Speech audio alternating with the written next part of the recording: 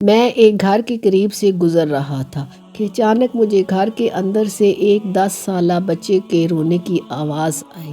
آواز میں اتنا درد تھا کہ مجھے مجبوراً گھر میں داخل ہو کر معلوم کرنا پڑا کہ یہ 10 سالہ بچہ کیوں رو رہا ہے۔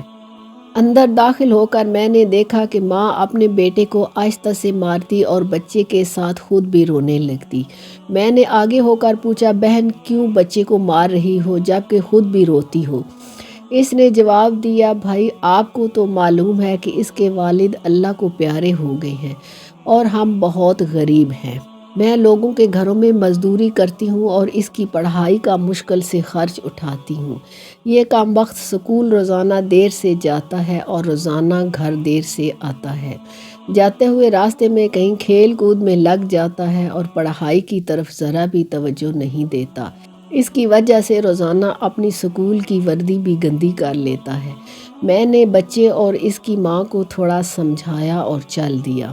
ایک دن صبح سبزی منڈی کچھ سبزی وغیرہ لینے گیا تو اچانک میری نظر اسی 10 سالہ بچے پر پڑی جو روزانہ گھر سے مار کھاتا تھا۔ کیا دیکھتا ہوں کہ وہ بچہ منڈی میں پھر رہا ہے، اپنی دکانوں کے لیے سبزی خرید کر اپنی بوریوں میں ڈالتے اور ان سے کوئی سبزی زمین پر گر جاتی اور وہ بچہ اسے فوراً اٹھا کر اپنی جھولی میں ڈال لیتا۔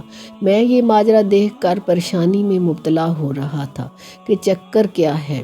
میں اس بچے کو چوری چوری فالو کرنے لگا۔ جب اس کی جھولی سبزی سے بھر گئی تو وہ سڑک کے کنارے بیٹھ کر اونچی اونچی آوازیں لگا کر اسے بیچنے لگا۔ منہ پر مٹی، گندی وردی اور آنکھوں میں نمی کے ساتھ ایسا دکاندار زندگی میں پہلی بار دیکھ رہا تھا۔ دیکھتے دیکھتے اچانک ایک آدمی اپنی دکان سے اٹھا جس کی دکان کے سامنے اس بچے نے ننھی سی دکان لگائی تھی۔ اس شخص نے آتے ہی ایک زوردار پاؤں مار کر اس ننھی سی دکان کو ایک ہی جھٹکے میں ساری سڑک پر پھیلا دیا اور بازو سے پکڑ کر اس بچے کو بھی اٹھا کر دھکا دے دیا۔ ننھا دکاندار آنکھوں میں آنسو لیے دوبارہ اپنی سبزی کو اکٹھا کرنے لگا۔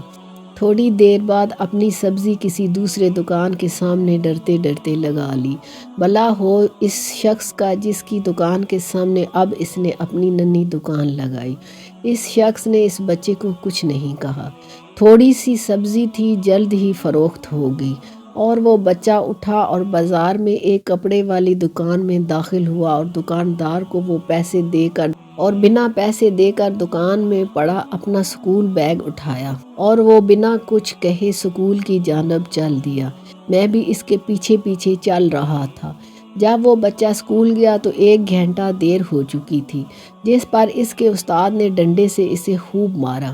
میں نے جلدی سے جا کر استاد کو منع کیا کہ یتیم بچہ ہے، اسے مت مارو۔ استاد فرمانے لگے کہ سر یہ روزانہ 1 گھنٹہ دیر سے آتا ہے۔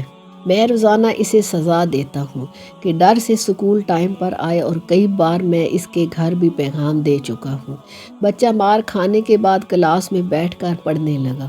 میں نے اس کے استاد کا موبائل نمبر لیا اور گھر کی طرف چل دیا۔ گھر جا کر معلوم ہوا کہ میں جو سبزی لینے گیا تھا وہ میں بھول ہی گیا ہوں۔ حسب معمول بچے نے سکول سے گھر آ کر ماں سے ایک بار پھر مار کھائی ہوگی۔ ساری رات میرا سر چکراتا رہا۔ اگلے دن صبح کی نماز ادا کی اور فوراً بچے کے استاد کو کال کی کہ منڈی ٹائم ہر حال میں منڈی پہنچیے، جس نے مجھے مثبت جواب ملا۔ سورج نکلا اور بچے کا سکول جانے کا وقت ہوا اور بچہ گھر سے سیدھا منڈی اپنی ننھی دکان کا بندوبست کرنے نکل گیا۔ میں نے اس کے گھر جا کر اس کی والدہ کو کہا کہ بہن میرے ساتھ چلو، میں تمہیں بتاتا ہوں آپ کا بیٹا سکول کیوں دیر سے جاتا ہے۔ وہ فوراً میرے ساتھ منہ میں یہ کہتے ہوئے چل پڑی کہ آج اس لڑکے کی میرے ہاتھوں خیر نہیں، چھوڑوں گی نہیں آج اسے۔ منڈی میں لڑکے کا استاد بھی آ چکا تھا۔ ہم تینوں نے منڈی کے 3 مختلف جگہوں پر پوزیشنیں سنبھال لی اور ننھی دکان والے کو چھپ کر دیکھنے لگے۔ حسب معمول آج بھی اسے کافی لوگوں سے جھڑکیں لینی پڑی۔ آخرکار وہ لڑکا اپنی سبزی فروخت کر کے کپڑے والی دکان کی طرف چل دیا۔ اچانک میری نظر اس کی ماں پر پڑی تو کیا دیکھتا ہوں کہ بہت ہی درد بھری سسکیاں لے کر زاروں قطار رو رہی تھی اور میں نے فوراً اس کے استاد کی طرف دیکھا تو وہ بہت شدت سے اس کے آنسو بہہ رہے تھے۔ دونوں کے رونے میں مجھے ایسا لگ رہا تھا جیسے انہوں نے کسی مظلوم پر بہت ظلم کیا ہو اور آج ان کو اپنی غلطی کا احساس ہو رہا ہو۔ اس کی ماں روتے روتے گھر چلی گئی اور استاد بھی سسکیاں لیتے ہوئے سکول چلا گیا۔ اس کی ماں روتے روتے گھر چلی گئی اور استاد بھی سسکیاں لیتے ہوئے سکول چلا گیا۔ حسب معمول بچے نے دکاندار کو پیسے دیے اور آج اس کو دکاندار نے ایک لیڈی سوٹ دیتے ہوئے کہا کہ بیٹا آج سوٹ کے سارے پیسے پورے ہو گئے ہیں، اپنا سوٹ لے لو۔ بچے نے اس سوٹ کو پکڑ کر سکول بیگ میں رکھا اور سکول چلا گیا۔ آج بھی 1 گھنٹہ لیٹ تھا۔ وہ سیدھا استاد کے پاس گیا اور بیگ ڈیسک پر رکھ کر مار کھانے کے لیے پوزیشن سنبھال لی اور ہاتھ آگے بڑھا دیے تاکہ استاد ڈنڈے سے اس کو مار لے۔ استاد کرسی سے اٹھا اور فوراً بچے کو گلے لگا کر اس قدر زور سے رویا کہ میں بھی دیکھ کر اپنے آنسو پر قابو نہ رکھ سکا۔ میں نے اپنے آپ کو سنبھالا اور آگے بڑھ کر استاد کو چپ کرایا اور بچے سے پوچھا کہ یہ جو بیگ میں سوٹ ہے وہ کس کے لیے ہے؟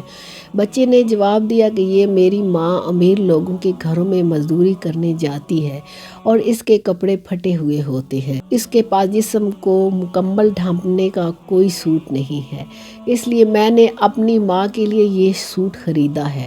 یہ سوٹ اب گھر لے جا کر ماں کو دوں گا۔ میں نے بچے سے سوال پوچھا۔ جواب میں میرے اور اس کے استاد کے پیروں کے نیچے سے زمین ہی نکل گئی۔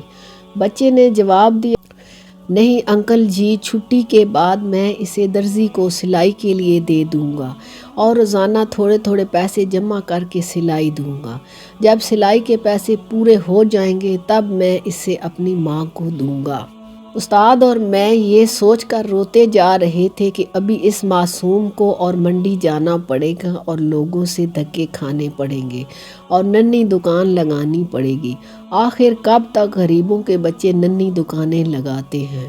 آخر کب تک ہم اپنے جیسے ہی انسانوں کو ان کے جائز حقوق سے محروم رکھتے ہیں اور ان کے حقوق کی تباہی لاتے رہیں گے؟ پتہ نہیں ہم کیسے مسلمان ہیں۔ اللہ تعالی ہم سب کو انصاف کرنے کی توفیق عطا فرمائے۔